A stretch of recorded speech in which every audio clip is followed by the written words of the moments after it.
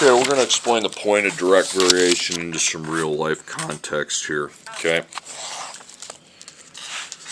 says, a gardener is transplanting flowers in a flower bed. She has been working 2 hours and has transplanted 14 flowers. She has 35 more flowers to transplant. She works at the same rate. How many hours will it take her? So hours equals. Do what you normally do with the 2 units. Okay? It's not going to be a long process here today, but unlike a test, you got to reason, okay? You got to think. You got to, X is hours, Y is flowers per hour. Okay, I'm not really given the flowers per hour rate. Now, I'm well aware I could take 14 divided by 2, 7, and get 7, okay? You could roll with that, but, okay, there's an even easier way. So let's pretend I don't know that, okay, because they didn't tell me. So think back, when we don't know that, we block it off, put 0. So we're going to put 2 hours, 14 flowers. Remember, hours, flowers.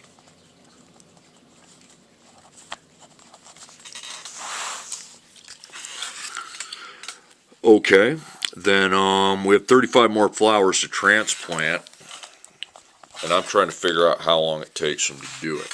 Okay, so question mark right there. Now, unlike the last problem where we knew there was a B we had to figure out up top here, let's think logically. If I sit on my butt and work for 0 hours, how many flowers am I going to get done? Probably 0. The fact that 0, 0 here means we have direct variation. That means, get that line out of there. We're going to use a proportion to solve the problem, okay? Now, one thing you have to do, make sure you line your X unit on the bottom, okay? For purposes we're going to see later today, but flowers and hours, flowers and hours. So the ratio I have is 2 hours, 14 flowers. My job is to find 35 flowers in hours, question mark, cross multiply and divide that, okay? Or put X or something, okay? So 2 times 35 is 70, 70 divided by 14 is 5, X is 5. So I put 5 there, makes perfect sense. So again, when there's no B to figure out here, because we know it's going to be a 0, 0, 0, that's direct variation, so we can apply proportions, and we don't need to be doing Y equals MX plus B and all that stuff. See, I had to on the last time we did story problems, because I knew the Y was dropping for every X unit. So if it drops, you know there's one you have to find. Here, think about it. Okay, example, a bakery sells 12 bagels for $3.69. If the bakery starts selling the bagels in packages of 12, how much would you expect the bagels to cost? Okay.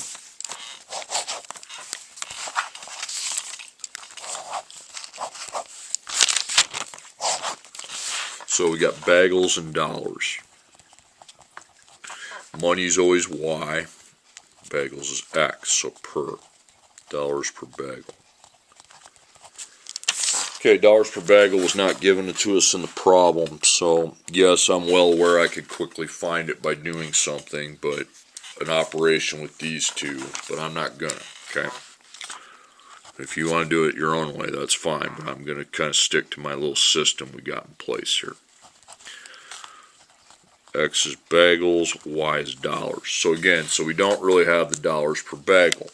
So I put 0, but I block it off and don't go 1, 2. 10, $3.69, $3.69. 12 bagels, and my job is to figure out, solve for the cost of 12 bagels. Now think logically.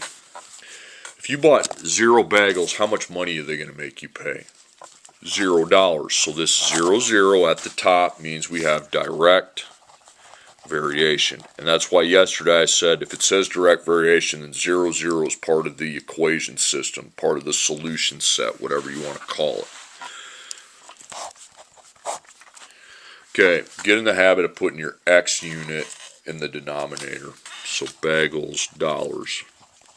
bagels dollars. So we know 10 bagels is $3.69. And we are trying to find how much 12 bagels are. You can put any variable you want. I don't care. Okay. Cross multiply and divide, and you're going to find the cross. 12 bagels. 3.69 times 12 divided by 10. $4.43. So $4.43. That's a perfectly logical conclusion to draw from the table. Okay, a portable media player has 2 gigabytes of storage and can hold 500 songs. Why? A similar but larger media player has 80 gigabytes of storage. How many songs can the larger media player hold? So we are solving for the songs. So the 2 units, we have gigabytes. That's X. I kind of help you out with that. And then songs, Y. Okay. Because you can fit multiple songs within a gigabyte. So when I line this up, songs goes in the numerator, and the gigabytes go in the denominator. Gigabyte. Songs per gigabyte. Again, didn't give it to us. Again, there's 250, okay, 500 divided by 2, I get that, but I'm going to stick to my system, okay? So, gigabytes and songs. Again, I really don't have a rate of change, so I'm going to roll with this, okay? Alright, 2 gigabytes is for 500 songs. We also have 80 gigabytes, and my job is to solve for the songs. Alright, so guys, if I have 0 gigabytes of storage, how many songs can I do? I can't do any, okay? So again, 0, 0. So that's direct variation, which means I don't make the line because there's no beginning amount. 0 is the beginning amount. I go to my proportions. So put your gigabytes in the denominator because it's songs per gigabyte. And then we have 500 over 2. And then question mark 80. You can put any variable you want. If you want to put S for songs, that's fine. I don't really care. 500 times 80 divided by 2 is 20,000. So if I can do 2 gigabytes, I can do 500 songs. If I have 80 gigabytes, 20,000 is about right. Okay.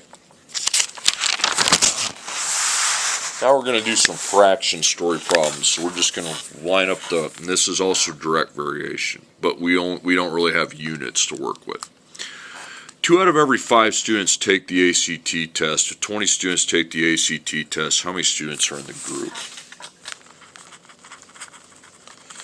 This is a ratio, 2/5, okay? You're going to set it proportional. Now, here's what you need to do. You need to label the top of your actual ratio over here with take the ACT test. Take the ACT. And the bottom is always our total. Now, how many students take the ACT test? We know it's 20. And I'm finding the total. So 5 times 20 is divided by 2, that's going to be 50. Or else you could think 2 times 10 is 20, 5 times 10 is 50. Either rate, it's 50. Okay, and then the last one. 2 out of every 5 students take the ACT test. If 20 students take the I'm down here. 3 out of every 20 students experience the migraine headache. If I see a group of 100 people, how many people could I expect to have experienced a migraine headache? Okay. So, line that up. 3 out of 20. Now over here I need to label. There's something about the 3. They experienced migraine headaches. This is our total. So how many of these people experienced a migraine headache? I don't know, okay? It's not 150. That's just the people in the group.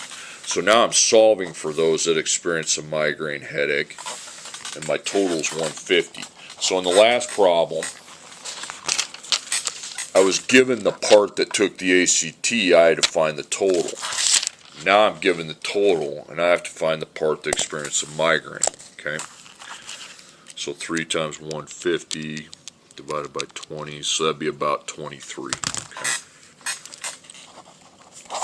There's your answer. Pause the video, do 1 through 3, and then resume the video.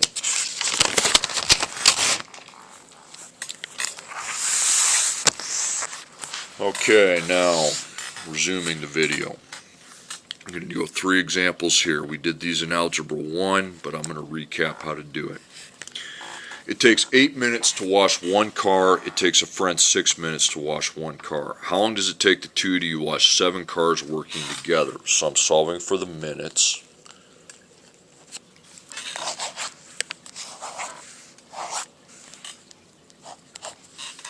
Okay, so we have minutes and cars. Minutes is X, cars is Y. So per cars per minute. We don't really have that, so question mark. Now, over here, you're going to make 2 tables because you have 2 different people working at different rates. Okay? You don't have the cars per minute for either one. So you go XY, XY. Minutes cars, minutes cars. We don't have the cars per minute for either one, so I go 0 with the block off. I don't do the 1, 2. That's what I do when I know the cars per minute. Okay, our first gentleman, it takes him 8 minutes to do 1 car. But then I jump to the other table because that's a completely different person working at a completely different speed. It takes him 6 minutes to wash 1 car. Now 7 cars there together, so what I do is I kind of combine them and I put 7 cars. Now I want to talk, we got to decide if we need to draw the lines or not. If you sit on your butt and work for 0 minutes, you don't get any cars washed. And the same thing for here. So this is direct variation, okay? So when I run across, when I have 0, 0, 0, 0, I ain't making any table. So here's what I do. Now, because you have 2 tables, you actually need to add a second ratio into the proportion, okay? Now, in this, it is imperative you get your labels right, okay? It's cars per minute, so minutes have to go on the bottom. This will not work if you don't do that. So our first dude, he can do 1 car in 8 minutes, so 1/8 of a car per minute, 1/6. But when they combine when they are added together, they have to get 7 cars done, and I don't know the minutes. Now, how are you going to solve that? Well, you're going to line up your equals, and you're going to put 7 over X. The labels I no longer need to include. Now, over here, I need to add 1/8 plus 1/6. You can do that on a calculator. 1ABC8 plus 1ABC6. 7 over 24. Now, I'm going to explain to you why that's 7 over 24. To add fractions, you need common denominators. The first multiple of 8 is 8, but 8's not a multiple of 6. Think of a multiplication table. The next multiple of 8 is 16, but 16 would not be in the row of 6 as a multiple of 6. Then 24. Well, 24 is in 6's row as a multiple of 6, so 24 can be my common denominator. Times 3 is 3. Times 4 is 4. 7 over 24. That's why I got what I got. Okay? Cross multiply and divide, it's going to be 24. I mean, 7 times 1 is 7. 24 times 1 is 24. It's going to take them 24 minutes. Okay, Charles is making pottery for a craft fair. It takes him, not me, it takes him. I have nothing to do with this problem. It takes him 50 minutes to construct 1 piece of pottery. It takes his wife 35 minutes to construct 1 piece of pottery. How long will it take them to construct 35 pieces of pottery if they work together? So minutes equals.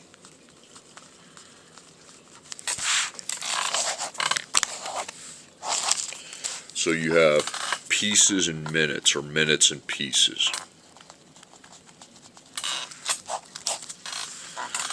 Okay, X is minutes, Y is pieces, so per pieces per minute. I read that? Not sure. Okay. So I need two tables because you have Charles and you have his wife. Okay. Working at different speeds. So it's similar to when I have two per amounts like $35 per hour and $20 per hour, 20x and 30x. I make two tables with the 0, 1, 2. Well, I'm making two tables. I'm just not going to do the 0, 1, 2 because I don't have the pieces per minute rate. I'll put the 0, but not the 1, 2. So minutes, pieces, minutes, pieces. Okay, Charles, he can do one piece, 35 minutes. Now we jump to the other table because now we're talking about his wife. 35 minutes, one piece. Or no, my bad. Charles is 50 minutes, one piece. Wife's 35 to 1. Okay, then they combine it. They have to get 35 pieces done. So 35 pieces. Now, if they don't work at any minutes, you're going to get 0 pieces. That's a direct variation relationship. And that. So with those zeros, since both of them start at 0, 0, 0, 0, we don't need that. Okay. But what we do need is to add another ratio onto that side. Now remember, it's pieces per minute, so you got to put pieces, minutes. Pieces, minutes. That's a plus sign, by the way. Plus. Pieces, minutes.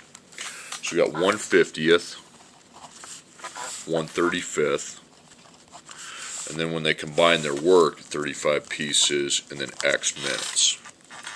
So this side of the equation remains 35 over x. Over on this side, we need to add 1/50th plus 1/35th. That common denominator thing would take forever here, so for time purposes, I'm just going to add it. 17 over 350. What that means is, you don't need to do this, what I'm doing. The common denominator is 350. So 50 times 7, 1 times 7. 35 times 10 is 350. 1 times 10 is 10. So it'd be 17. And so forth. Cross multiply and divide. Okay, 721. That's like 12 hours and 1 minute. Okay. A lot of work to do. Okay, then the last one. You can type 7 pages in 2 hours. Your classmate can type 8 pages in 3 hours. If you have 2 computers and can work at the same time, how long will it take the 2 of you to type 37 pages? So we are finding the number of minutes this takes. Okay, relate the 2 units. You have pages and minutes. X is minutes, Y is pages. Pages per minute, I'm not sure. I don't have that, so question mark. So I make a table. I'm just going to need 2 of them. Label your X, Y as minutes. Or wait a second, it's not minutes, it's hours. I apologize. That should be hours, okay? So the answer is hours. So it's hours for X, so it's pages per hour. So hours, pages. Hours, pages. Now we can't do this, we can do the 0, but block it off because we're not going 1, 2. 7 pages, 2 hours. For that guy, jump to the other table, 8 and 3. Now if you don't type for any hours, you don't get any pages. Don't type for any hours, you don't get any pages. So again, that's direct variation. And then together they have to type 37 pages. So we're going to go make our, so it's direct variation, so I line up my proportions. We just need a second ratio in that proportion because there's 2 tables. This accounts for what they have to do together. This accounts for the 2 people individually. Pages, hours, pages, hours, pages, hours. Okay, 7 over 2, 8 over 3, 37 over x. So over here I know I've got 37 over x. Now I need to simplify this side by adding. For those of you calculator people, you just add fractions on your calculator.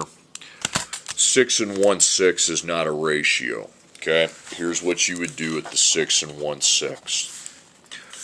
You're going to circle the bottom of the fraction, the denominator. That will be on the bottom here. But now to find the top, you take the whole number in front times the bottom and then add the top. So 6 times 6 is 36, plus 1 is 37. Okay. Now if you want to see how that becomes 37 over 6, 2 and 3 would be a 6 denominator, times 3 times 3, 21, times 2 times 2, 16, 37 over 6. Okay? If you did it that way, you'd have 37 over 6. But if you use your calculator, it will come out as a mixed number. That is not a proper ratio. So I cross multiply and divide. 37 times 6 divided by 37, it's going to be 6 hours. So let me just reiterate that. If I add two fractions and get 5 and 1/4, 4 is the bottom of the ratio. Then I take the whole number times 4 and add the top, so it'll be 21/4.